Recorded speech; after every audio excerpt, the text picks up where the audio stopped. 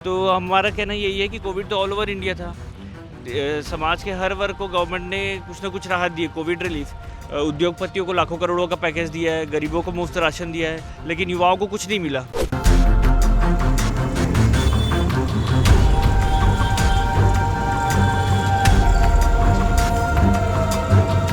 नमस्कार, the India top देख रहे हैं आप और आपके साथ मैं हूं देवाशीष कुमार। देखिए, इस वक्त हम मुखर्जी नगर में हैं और मुखर्जी नगर क्यों प्रसिद्ध है ये आपको बताने की ज़रूरत नहीं है। दरअसल हम आपको बता दें कि यही वो मुखर्जी नगर है जहां पर भारत के कोने कोने से छात्र आते हैं और यूपीएससी और तमाम जो भी सरकारी परीक्षाएं होती हैं उसमें पढ़ाई करने के लिए यहाँ पर ये हब सेंटर है। इस वक्त हम मुखर्जी नगर में इसलिए पहुँचे हैं क्योंकि यहाँ पर एक आंदोलन हो रहा है और वो आंदोलन है दरअसल पिछले 2 साल से जो कोविड महामारी ने पूरे देश की अर्थव्यवस्था को हिला कर रखा है, वैसी महामारी में इन छात्रों पर भी बहुत बड़ा असर पड़ा है। आप मेरे पीछे देख सकते हैं कि ये तमाम छात्र इस वक्त यहाँ पर भूख हड़ताल पर बैठे हैं। हालांकि दोपहर का वक्त है इसलिए संख्या कम है, लेकिन जो सीधी तस्वीर है उस दिखाना चाहूँगा कि देखिए ये तमाम लोग छात्र इस वक्त भूख हड़ताल से बैठे हैं। और ऑफ कैमरा जब हमने इनसे बात की तो इन लोगों का कहना है कि लगभग 19 फरवरी से ही ये तमाम छात्र जो हैं अपनी मांगों को लेकर यहाँ पर आंदोलनरत हैं। कुछ छात्र इस वक्त हमारे साथ हैं, बातचीत करेंगे उनसे। तमाम लोग भूख हड़ताल पर इस वक्त हैं और ये मुखर्जी नगर से इस वक्त हम आपको ये तस्वीरें दिखा रहे हैं जहाँ पर तमाम जो छात्र इस वक्त बैठे हैं वो लगातार भूख हड़ताल पर है। क्यों बैठे हैं छात्र, क्या है इनकी मांग, आइए इन्हीं से जानते हैं। सबसे पहले तो अपना नाम बता दीजिएगा और ये बताइए कि आप लोग यहाँ पर क्यों बैठे हैं और कब से बैठे हैं। जी सर, मेरा नाम रितेश चतुर्वेदी है। मैं बिलासपुर छत्तीसगढ़ का रहने वाला हूँ। हम यहाँ 3 तारीख से बैठे हुए हैं। हमारी मांग गवर्नमेंट से ये है कि कोविड के कारण सबका, पूरे यूथ का 2 साल का नुकसान हुआ है, डायरेक्टली और इनडायरेक्टली।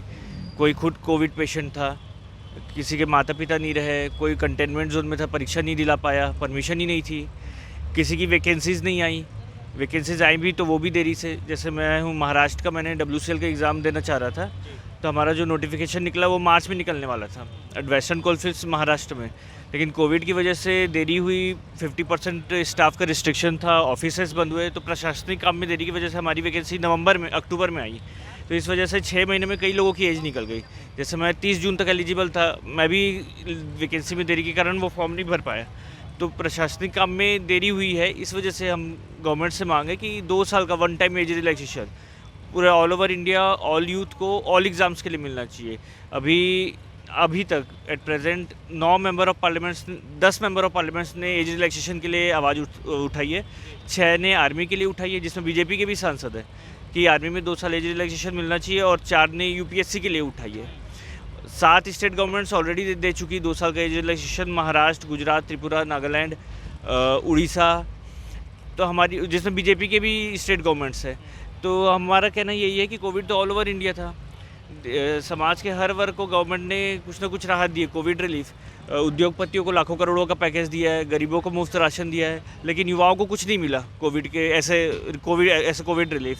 तो हमारी मांग यही है कि 2 साल एज रिलैक्सेशन, और हम कोई बेरोज़गारी भत्ता भी नहीं मांग रहे, ना हम पैसा मांग रहे हैं, ना हम रोज़गार मांग रहे हैं। हम सिर्फ ये बोल रहे हैं कि कोविड की वजह से किसी का कैरियर ख़राब ना हो। हम 2 साल 3 साल तैयारी करते हैं, अनएम्प्लॉयमेंट वैसे ही देश में बढ़ा हुआ है, 30 साल 40 साल का पीक पे है। अनएम्प्लॉयमेंट के ऊपर से देश के युवाओं पे कोविड की भी मार पड़ गई है, जिसका गवर्नमेंट ने अभी तक कोई रिलीफ नहीं दिया है। अच्छा, ये बताइए, आप लोग भी बैठे हुए हैं, किन लोगों से बातचीत हुई है और क्या लगता है? लगभग 19 फरवरी से आप बता रहे हैं कि आप लोग जी 19 फरवरी से शुरुआत हुई है। क्या रणनीति है आप लोगों की? हम लोगों की रणनीति ये है कि इसको अब जनता और जनप्रतिनिधियों से इसको जोड़ा जाए, ताकि जो है ये हमारा जो मुद्दा है केवल ये न रहे कि हाँ केवल कुछ छात्र बैठे हैं। ये जेन्युइन मांग है। कुछ छात्र जैसे बाहर हैं, यहाँ मुखर्जी नगर में नहीं रह रहे हैं तो नहीं आ पा रहे हैं, लेकिन उन सब में भी ये चीज़ें जो है वो चाह रहे हैं कि खास करके जैसे स्टेट की जो फोर्सेज होती है, जैसे पुलिस भर्तियाँ होती हैं ठीक से नहीं हुई, मिलिट्री जो ये फोर्स की नौकरियां होती हैं ग्रामीण क्षेत्रों से ज़्यादा होती है, वो बच्चा यहाँ नहीं आ सकता। लेकिन हम जब उनके बीच गए थे ये चुनाव के दौरान, खास करके यूपी चुनाव के दौरान, तो उनके बीच में गए थे तो इसको लेकर उनमें काफ़ी ये था कि हाँ हम भी इसमें शामिल होंगे। अब चुनाव बीत गया है और वो लोग भी जब ये कभी हम लोग इस मुद्दे को देशव्यापी बनाएंगे तो हर ज़िले में हमारे कुछ न कितने कुछ छात्र यहाँ पर बैठे हुए हैं इस भूख हड़ताल में आप? देखिए मोटा मोटी हर समय यहाँ पे 50 छात्र आपको मिलेंगे। कल चूँकि इन लोगों ने यहाँ का कार्यक्रम काफ़ी बड़ा था, तो इस वजह से आज काफ़ी लोग जो है आराम कर रहे हैं। अभी है नहीं, शाम तक सब आ जाएंगे। क्या लगता है इस तरह की जो आप लोग मांग कर रहे हैं वो किस हद तक जायज़ है, और आप लोगों की मांग जो ये अभी इस वक्त आप लोग कर रहे हैं, तो क्या सरकार की तरफ से सुनी जाएगी आप लोगों की मांग? बिल्कुल सुनना चाहिए सरकार को, क्योंकि ये आवाज़ युवाओं की है। अगर देश के लिए कुर्बानियाँ भगत सिंह, राजगुरु, सुखदेव ने अगर 23 साल में दे दी है, तो ये युवा अपने हक और अधिकार के लिए सरकार से लड़ जाएंगे। अभी देख रहे होंगे कम से कम ये 1 महीना हो गया कि शांतिपूर्ण धरना प्रदर्शन चल रहा है। अगर सरकार हमारी बातों को अगर अनदेखा कर रही है, तो आगे की जो युवाओं की स्टेप होगी वो एक चैलेंजिंग होगी। एक चैलेंज होगा सरकार के लिए कि ये इस देश को युवाओं की ज़रूरत है। ये सरकार जो है बस अपने मन की बात कहती है, लेकिन युवाओं की बात नहीं सुनती है। आज ये सरकार की अगर बात करेंगे तो एक महिला विरोधी, पुरुष विरोधी, गरीबी विरोधी, रोज़गार विरोधी, युवा विरोधी ये सरकार हो गई है। क्योंकि सरकार ने मतलब आने से पहले जो वादे किए थे, हर वादों से मुकर गई। आज अगर बात करेंगे तो हम सिर्फ इंसाफ मांग रहे, ना कि नौकरी मांग रहे। 2 करोड़ नौकरी नहीं मांग रहे, ना ही 15 लाख मांग रहे, ना ही कुछ मांग रहे। बस 2 आइटम मांग रहे हैं। और ट्रांसपेरेंसी की बात की जाती है कि जो यूपीएससी की जो आंसर की है 1 साल तक आंसर की नहीं आती है। और दूसरी जो बात है उसका तो 275 का जो मार्क होता है इंटरव्यू का, वो दिखाया नहीं जाता। तो क्या पता कि किसी को 220 भी मार्क आ जाते, वो दिखाना ज़रूरी है। ट्रांसपेरेंसी की बात है। और सरकार अगर इस बात को, अगर हमारी आवाज़ अगर दबाने की बात कर रही है, तो सरकार को ये युवा बहुत भारी पड़ जाएंगे।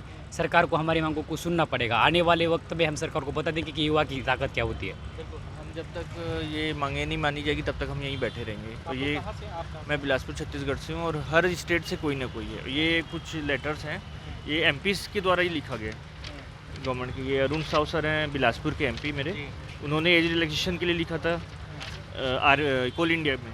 ये संजीव कुमार बलियान है, सेंटर के मिनिस्टर हैं, उन्होंने राजनाथ सिंह जी को लिखा था आर्मी में एज रिलैक्सेशन के लिए।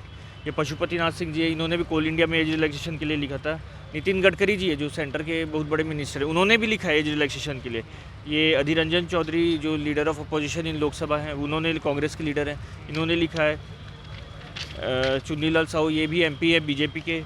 छाया वर्मा ये कांग्रेस की एमपी हैं। मतलब हर एमपी ने लिखा हुआ है, हर कोई इसको सपोर्ट कर रहा है। हम और जोड़ना चाहते हैं, और ये फिक्स है कि चुनावी प्रक्रिया 5 साल में पूरी करें। 5 साल बाद चुनाव हो जाता है। कोरोना के कारण उत्तर प्रदेश में पंचायत चुनाव को 6 महीने के लिए टाला गया।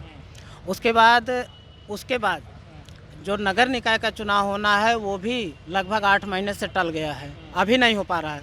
उस पर भी कोरोना कारण है। और दिल्ली एमसीडी का खुद चुनाव अभी होना चाहिए था, लेकिन इसको जो है कोरोना की वजह से रोक दिया गया।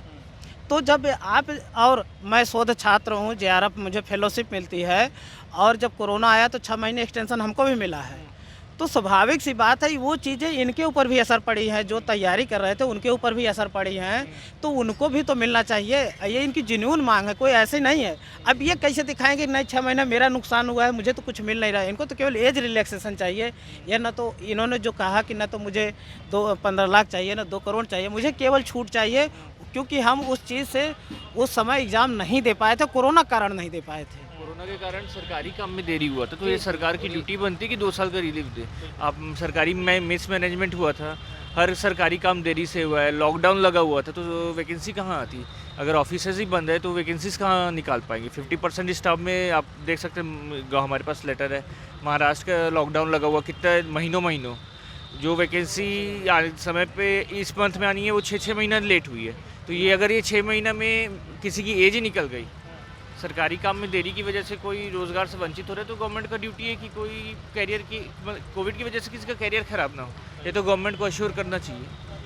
ये जो मांग है सिर्फ यूपीएससी की नहीं है, बैंकिंग है, रेलवे है, पीसीएस है, तमाम एग्ज़ाम के स्टूडेंटों को 2 वर्ष की राहत दी जाए। क्योंकि इसमें बहुत सारे लोगों ने खुद कोरोना पॉजिटिव था, किसी ने माता खोई, किसी ने पिताजी खोया, किसी ने परिवार खोया है। तो सरकार को इस बात पर ध्यान देना चाहिए कि एक युवा अपने हक और अधिकार की बात करे। ये जो लोकतंत्र की बात की जाती है हर बार संसद में बैठ के, ये सिर्फ किताबी भाषा रह जाएगी। अगर युवाओं के हक और अधिकार की अगर इस बात को आगे नहीं बढ़ाया जाएगा तो सिर्फ ये किताबी भाषा हो जाएगी। और संविधान जो है, यहाँ पे सारे बैठे हुए युवा नेताओं से ज़्यादा संविधान जानते हैं और नेता लोग भाषण करते हैं और युवा पढ़ लिख कर अपने रोज़गार की मांग कर रहे हैं। सरकार इस पर आवाज़ नहीं, अगर अपनी राय अगर नहीं दी युवाओं के हक और अधिकार के लिए, तो आगे की स्टेप जो होगी सरकार को भारी पड़ेगी।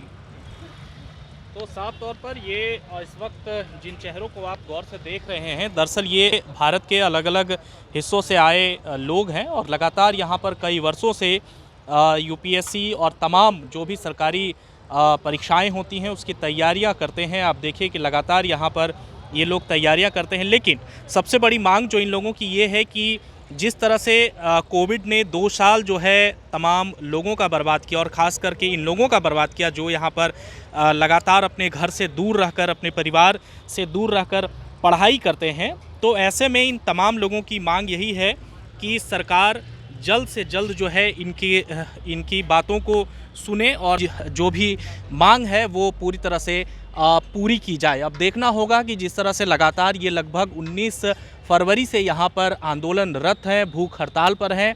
कई ऐसे और भी छात्र हैं, हालांकि मैंने पहले बताया कि दोपहर का वक्त होने के कारण यहाँ से कई छात्र जो हैं वो कल जिस तरह का कार्यक्रम था तो अभी नहीं आ पाए हैं, लेकिन जिन छात्रों से भी हम लोगों ने बात की सबने यही कहा है कि सरकार से हमारा निवेदन है कि जो हमारी मांगें इस वक्त यहाँ पर चल रही हैं उसको मांगी जाए।